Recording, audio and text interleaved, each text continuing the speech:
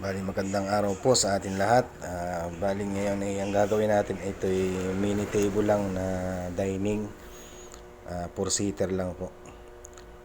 Simulan na natin linisin yung pinakang tabletop. Ganito po ang aking paraan ng paglilinis.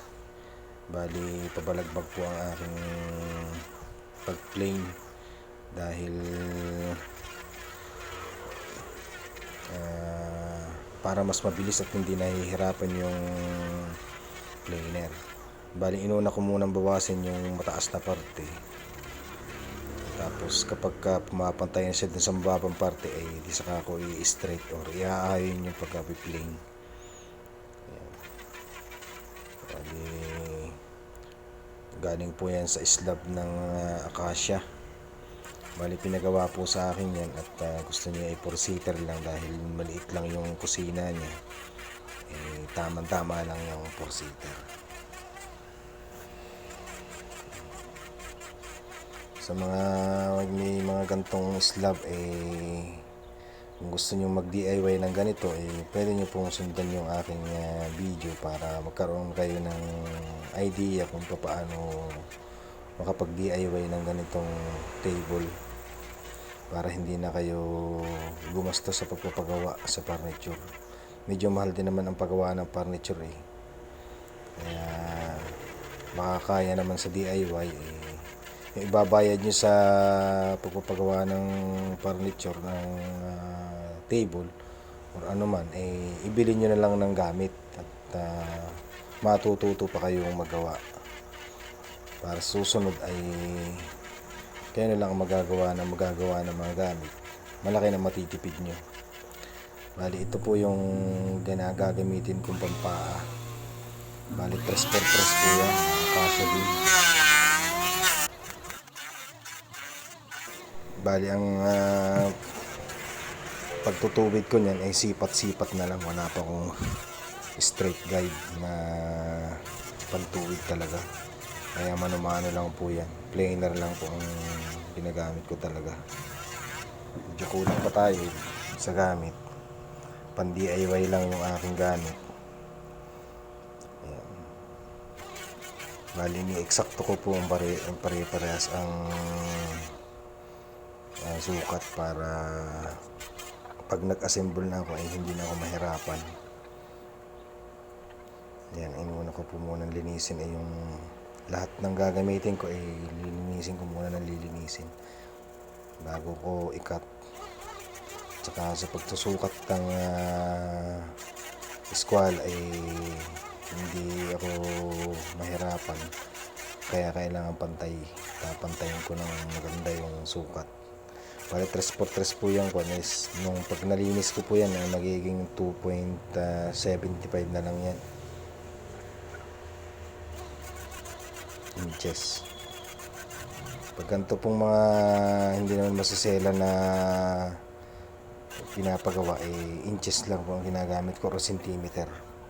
Pag naman yung mga siguhan po ay di millimeter po ang ginagamit ko. Pasensya na po kayo sa video ko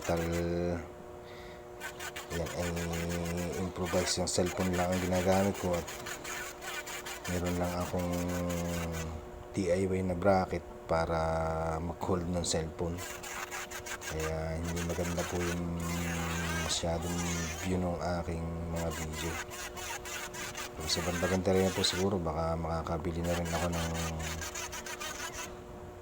holder talaga na pwede kong ilipat-lipat lang sa anggulo. Pero sa ngayon ay yan na lang muna ang ginagamit. Para lang po yun sa mga baguhan at gustong mag DIY para po sa inyo to. Yun namang marurunong na at masanay na magawa ng ganito comment na lang kayo kung ano yung pagkakamali o kakulangan ng paggagawa ko para at least matuto rin po ako sa inyo. Bali pag malaki yung babawasin ko, sinusukat ko lang na exact. Kung hindi man detalyado itong video ko ay yung ibang mga part ng paggagawa ko ay hindi ko na isinama dahil masyado nang mahaba yung video. Gusto ko lang pong ma-share yung kabuuang video para at least yung mga bagong magbabalak mag-DIY ng mga ganitong project ay magkaroon kayo ng konting idea.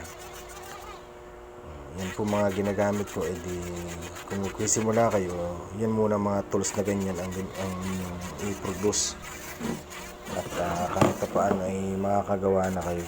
Yan po. Bali, hindi ko na po isinama yung papantay ko niyan at pagkat niyang pinakang malapad na yan. Bali, pinakita ko lang po yung isang parte, pero dalawa po talaga yung pinilinis ko niyan. Bali, ang pinagpantay ko niyan ay planer din lang. Bali,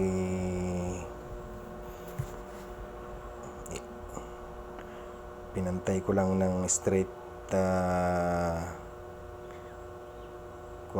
guide na tubo na tubular at yun ang sinundan ko ng planer. Bali, ang ginamit ko lang pong pandikit yan ay stick well. Hindi man siya waterproof pero mas malakas po siyang, maganda rin po siyang dumikit. Yan naman po ay yan, babarnisan po yan ng waterproof varnish, yung 2 component varnish, kaya hindi naman po masisinip ng tubig yan stick well, kaya okay po naman. Nilagyan ko rin po nung sabat para mas matibay. Pag yung mga magagandang klaseng glue ang ginagamit, kahit wala na yung sabat, yung pinakang magandang dumikit kaso stick well lang ang aking available pa sa ngayon, kaya yan muna ang ginamit ko. Matibay din naman po ang stick well. Tapos iisa po yung aking ginamit dyan na clamp.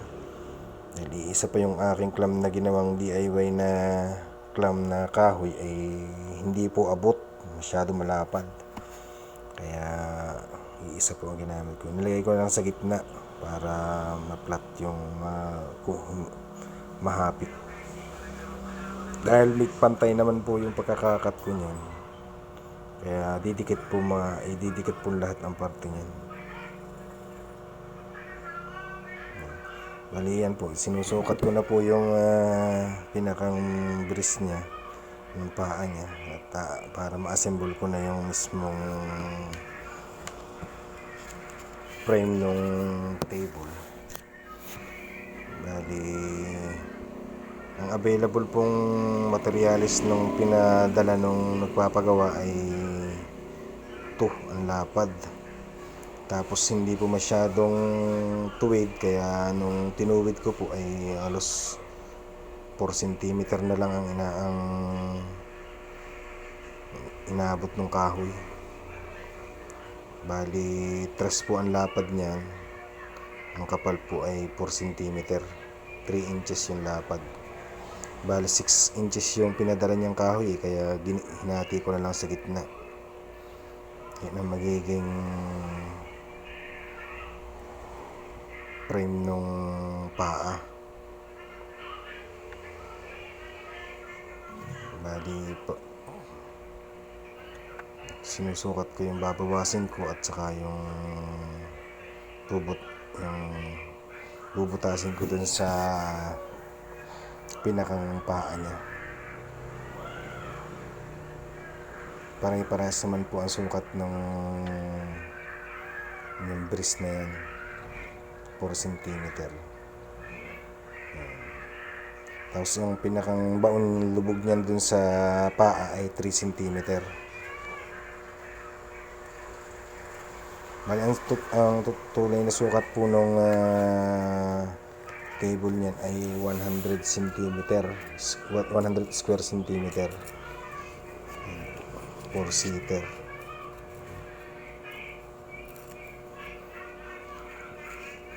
Kaya ang ginawa ko pong frame niyan ay nasa mga 90. Kaya may diferensyang 5 cm ang bawat pagitan, ang bawat gilid ng top dun sa paa.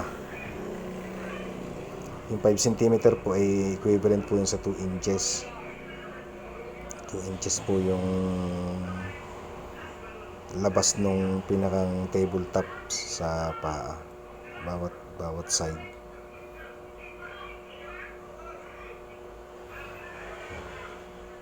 Mano-mano rin po ang pagkat ko niyan. Bali 4 centimeter yung pinakang frame.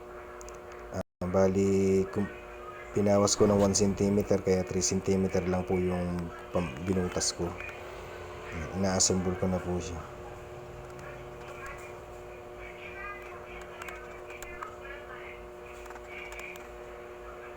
Kaya okay lang na maliliit lang ang pako, mga 1.5 lang yung pakong ginamit ko dahil may glue naman siya, nakapit naman siya, hindi naman siya magagalaw.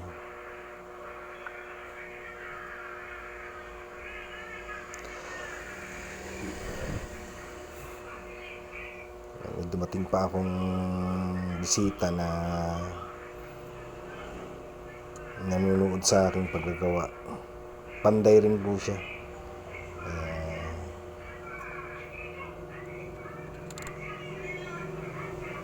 Nakita niya ako gumagawa, may ginagawa, edi nanood siya kung anong ginagawa ko.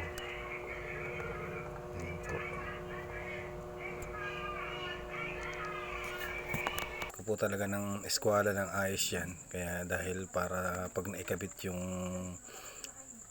sa pang itaas na frame ay pantay din siya.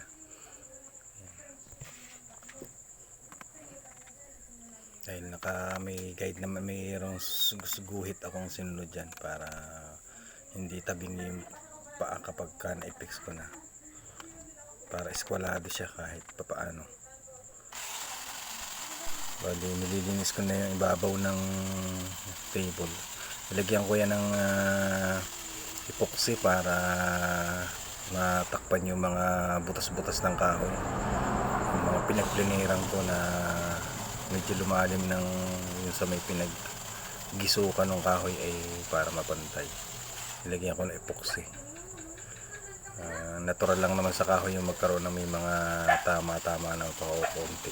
Lalo sa pinagbukuhan, medyo pag pinlane ko ay nagkakaroon ng tama, kaya nagkakaroon ng mas malalim, kaya nilalagyan ko ng epoxy. Minsan hindi po maiwasan yung gano'n dahil yung pinakang groove ng kahoy ay balagbag na sa planer, kaya nagkakaroon minsan na mas malalim na talab. Kaya po nilalagyan na lang ng mga epoxy o kaya yung polytop. Bali ano po ang kinalabasan ng aking ginawa. Sana nagustuhan nyo po itong aking video at sana may napulot kayo kahit konting idea sa paggagawa ng DIY dining table. At doon sa mga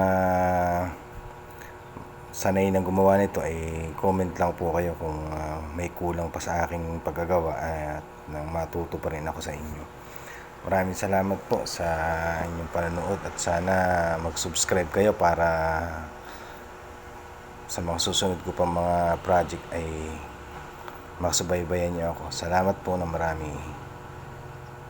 Bali pinatungan ko po ulit ng panibagong barnis yung ibabaw at para mas makintab. Bali 2 patong po ang aking ipinatong ulit dyan, kaya medyo kumintab siya.